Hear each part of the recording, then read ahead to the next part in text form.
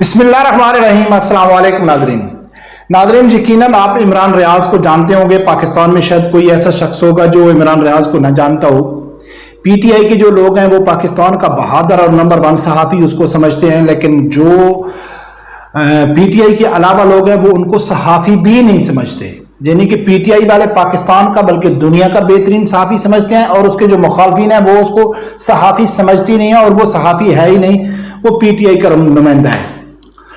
جب اس کے اوپر اتنا بڑا الزام لگتا ہے کہ بھئی یہ صحافی نہیں ہے، تو پھر وہ اپنے تجزیے میں کبھی کبھی اپنے آپ کو نیوٹرل ثابت کرنے کی کوشش کرتا ہے کہ میں نیوٹرل ہوں، بھئی میں ہر قسم کی خبر دیتا ہوں، لیکن وہ آدھا جھوٹ بول کے خود پھنس جاتا ہے۔ اسی طرح کل اس نے عمران خان کی وکالت کرتے ہوئے، عمران خان کی تکلیف لوگوں تک پہنچاتے ہوئے اس نے اپنے آپ کو نیوٹرل ثابت کرنے کی کوشش کی، لیکن وہ خود بھی پھنس گیا، اور جس کی وہ وکالت کر رہا تھا عمران خان، اس کو تو بری طرح اس نے پھنسا دیا۔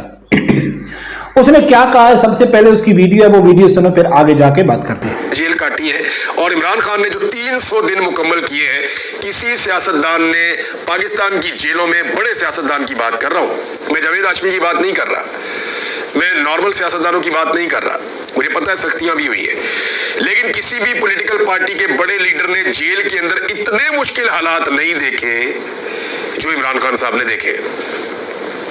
ہاں، خادم حسین رضوی صاحب کی صورتحال اور تھی، تحریک لبیک کے لوگوں نے سختیاں دیکھی ہیں، بات ٹھیک ہے، لیکن اگر P M L N, Peoples Party اور باقی جماعتوں کے ساتھ آپ موازنہ کریں پچھلے 10 20 30 سالوں کا، تو کسی نے وہ سختی نہیں دیکھی جو سختی عمران خان صاحب نے ان 3 ناظرین، عمران ریاض پر بات کرنے سے پہلے میری گزارش ہے کہ جن دوستوں نے ابھی تک چینل سبسکرائب نہیں کیا تو پلیز اسے سبسکرائب کر دیں، اور بیل آئیکن کو بھی لازمی پریس کریں۔ ناظرین، عمران ریاض کہتا ہے، وہ عمران خان کی وکالت کر رہا تھا، وہ کہتا ہے کہ عمران خان ایک ایسا لیڈر ہے جس کو 300 دن ہو گئے، اور اس نے پاکستان کی تاریخ میں پاکستان کے جتنے بھی سیاسی لیڈر، بڑے لیڈر ہیں، سب سے زیادہ سختی جو برداشت کی جیل کی وہ عمران خان ہے۔ ساتھ میں اس نے کہا ہے کہ ہاں، خادم حسین رضوی اور سعد رضوی نے بہت سختیاں برداشت کی، اس کے علاوہ، یعنی کہ سعد رضوی، علامہ خادم حسین رضوی صاحب، اس کے علاوہ نواز شریف ہو گیا، زرداری ہو گیا، ان میں سب سے زیادہ جو سختی برداشت کی ہے جیل کی وہ عمران خان ہے۔ اب ناظرین، اس نے آدھا جھوٹ بولا، اپنے آپ کو نیوٹرل ثابت کرنے کی کوشش کر رہا تھا، تو اب اس کے 2 حصے ہیں۔ ایک حصہ ہے کہ عمران خان نے کتنی سختی برداشت کی، اس کے اوپر بعد میں بات کریں گے، اور پہلے بات کریں گے علامہ خادم حسین رضوی رحمۃ اللہ علیہ اور سعد رضوی صاحب کی سختی۔ عمران ریاض کو اس کی منافقت تو ہاں ثابت ہو جاتی ہے کہ آپ جس شخص کی وکالت کر رہے ہیں، جس کی معصومیت اور اس کی مظلومیت آپ پوری قومی یوتھ کو بتا رہے ہیں، اسی شخص کی وجہ سے تحریک لبیک کے اوپر ظلم ہوا، ان کی لیڈرشپ کو سختیاں برداشت کرنی پڑی۔ اب 2 موازنے کرنے ہیں کہ عمران خان کے اوپر سختی کتنی تھی، وہ تو یہ مان گیا ہے کہ تحریک لبیک کے اوپر زیادہ تھی، لیکن بات ہم نے کس کے اوپر کرنی ہے کہ عمران خان کے اوپر سختی کون کر رہا ہے اور کس وجہ سے ہو رہی ہے، اور تحریک لبیک کے اوپر سختیاں کیوں ہوئیں اور کس نے کی ہیں۔ یعنی زیادہ تو یہ خود تسلیم کر چکا ہے کہ تحریک لبیک کے اوپر زیادہ ہوئی، اب بات کرنی ہے کہ کس نے کی اور کس وجہ سے کی۔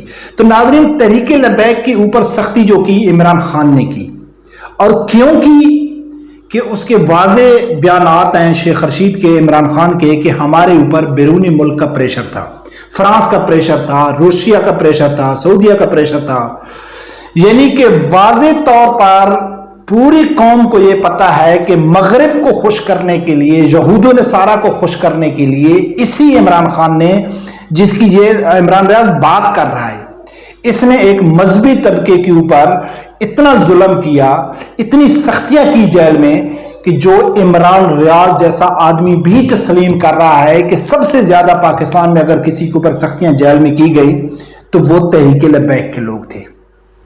کرنے والا کون تھا؟ عمران خان۔ کی کیوں؟ مغرب کو خوش کرنے کے لیے۔ جرم کیا تھا ان کا، تحریک لبیک کا، کہ انہوں نے کہا تھا کہ ہم احتجاج کریں گے، اعلان کیا ہوا تھا، اور احتجاج کس لیے کریں گے؟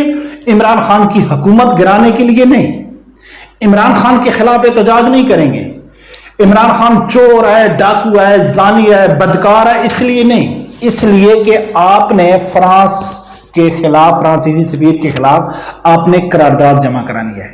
اور عمران خان نے کہا تھا کہ نہیں، میں کبھی بھی اپنے مغرب کے آقاؤں کا خلاف نہیں جا سکتا ہوں. لہذا انہوں نے سعد رضوی صاحب کو اور اس سے پہلے علامہ خادم حسین رضوی رحمۃ اللہ علیہ کو گرفتار کر کے وہ سختیاں کی جو آج عمران ریاض تسلیم کر رہا ہے.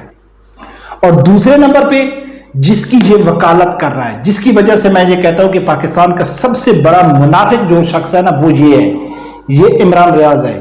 یہ کبھی بھی سچ نہیں بولتا ہے، ہمیشہ جھوٹ بولتا ہے. ٹھیک ہے، تو یہ کیا کہتا ہے کہ جی عمران خان کے اوپر سختیاں ہیں، سعد رضوی اور اس کے علاوہ کیا عمران خان کے اوپر سختیاں ہیں؟ 6 کمرے عمران خان کو دیے ہوئے ہیں، 12 لاکھ مہینے کا عمران خان کے اوپر خرچہ ہو رہا ہے، کھانے کا اور سیکورٹی وغیرہ سب کا. اور وہ شخص کہ جو اپنا ٹویٹر اکاؤنٹ چلا رہا ہے، انٹرویو دے رہا ہے، ڈیلی کی بنیاد پہ درجنوں وکلا اس سے مل رہے ہیں، جو بھی آدمی جب بھی چاہے جا کے اس سے مل سکتا ہے، ایسی جیل میں سختی ہوتی ہے؟ خدا کی قسم ہے، جس طرح سعد رضوی صاحب اور علامہ خادم حسین رضوی رحمۃ اللہ علیہ کے اوپر سختی ایک دن عمران خان نہیں نکال سکتا ہے. اچھا چلو، سختی تو وہ مان گئے کہ تحریک لبیک نے زیادہ کی ہے. اب وہ کہتا ہے، دیکھنا یہ ہے کہ عمران خان جیل کیوں کاٹ رہا ہے اور کن لوگوں کی وجہ سے کاٹ رہا ہے. عمران خان نے پاکستان میں بغاوت کی ہے اور اس کے ثبوت ہیں. 9 مئی کا واقعہ کیا ہے، سرکاری املاک کو نقصان پہنچایا ہے.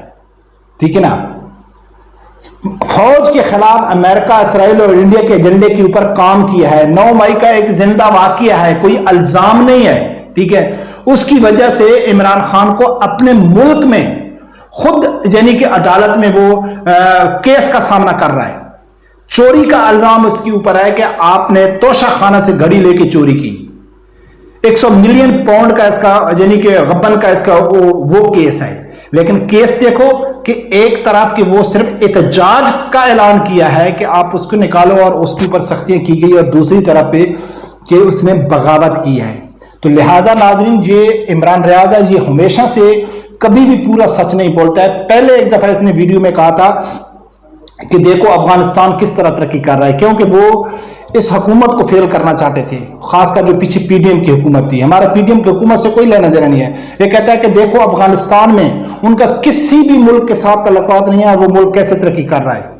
اور یہی عمران ریاض عمران خان کے دور میں کیا کہتا تھا کہ اگر ہم تحریک لبیک کی بات مان لیں تو ہم امریکہ سے کٹ ہو جائیں گے، یورپی یونین سے کٹ ہو جائیں گے، فرانس سے ہمارے اگر تعلقات خراب ہو جائیں گے تو ہم بھوکے مر جائیں گے. جب وہاں بات عمران خان کی ہوتی ہے تو یہ بھوکے مر جائیں گے، اور جب بات اپنے مخالفین کو جھوٹا ثابت کرنے کی ہوتی ہے تو مثال کس کی دیتے ہیں؟ افغانستان کی. افغانستان طرز کی حکومت کی تو پاکستان میں بھی کوشش ہو رہی ہے، لوگ موجود ہیں لیکن نہیں، وہ اس کے اوپر بات نہیں کریں گے. تو ناظرین، یہ جو پاکستان کے جو میں کہتا ہوں جتنے بھی صحافیاں، چاہے عمران ریاض ہے یا کوئی بھی ہے، وہ کبھی بھی حقیقت عوام کے سامنے نہیں رکھتے، کبھی بھی حقیقت عوام کے سامنے نہیں رکھے. یہ کسی ایجنڈے کے اوپر کام کرتے ہیں، اور ہماری جو بھولی بھالی عوام ہے وہ سمجھتے ہیں کہ یار کتنا بڑا صحافی ہے، کتنا بڑا تجزیہ کر رہا ہے. لیکن جن کو سمجھ آئے ان کو معلوم ہے کہ ان سے بڑا منافق اور ان سے بڑے جھوٹے کوئی نہیں ہوتے ہیں. ان کے ایک ایک ٹویٹ، ایک ایک بیان کو بیرون ملک یہود و نصارہ میں بڑی یعنی کہ گہرائی سے دیکھا جاتا ہے.